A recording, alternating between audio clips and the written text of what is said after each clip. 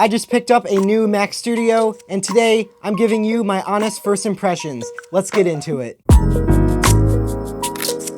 So this Mac Studio is the M4 Max version with 16 CPU cores and 40 GPU cores, 48 gigabytes of unified memory, and a 1 terabyte SSD. Now, before we get to unboxing this thing, I want to talk for a second about why I decided to get this, and the main reason is for video editing. Now, I've been editing on my M4 Max 16-inch MacBook Pro for a couple years now, and to be honest, it's never really given me any problems except for thermal throttling. Now, if you don't know what that is, it's when you're doing, say, something intensive like exporting a video, and because it's a laptop, the cooling isn't as good as it is in a desktop, and to prevent overheating, the laptop will start slowing itself down on purpose. And that is a big problem when you're doing something like video exporting, because it can take your export time from what seems like a very short time to something extremely long. Now, another big reason I decided to get the Mac Studio is I was sick of plugging my MacBook Pro into my studio display every time I wanted to use it. It's just easier to have a desktop computer where I'm not getting docks and dongles and having to plug it in and unplug it every time I go somewhere. But now that's enough talking. Let's get straight into unboxing it.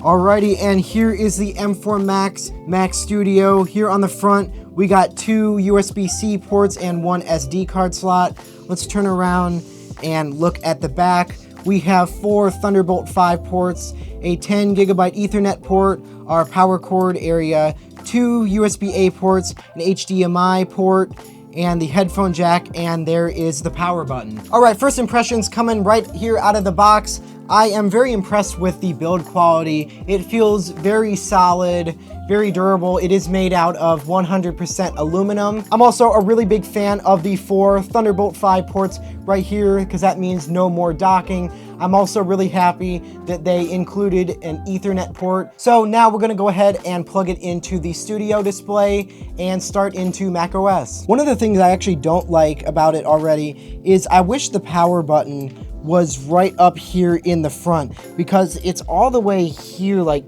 in the back, and I have to reach and like find it, because your power cord is obviously in the back, and that's the area that you want hidden behind like your monitor and everything, but that's also where the power button is, so it makes it really hard to just turn the thing on.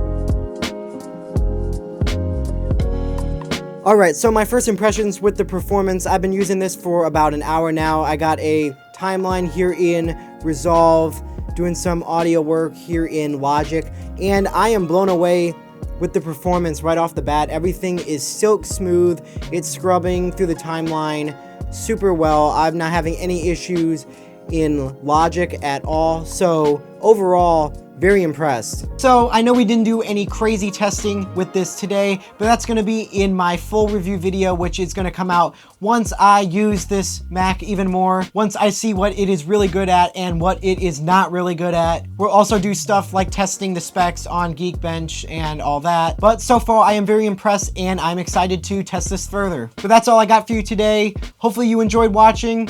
And if you have any questions, be sure to drop a comment down below. I'll try to answer you as fast as I can. Hope to see you in the next one. Peace out.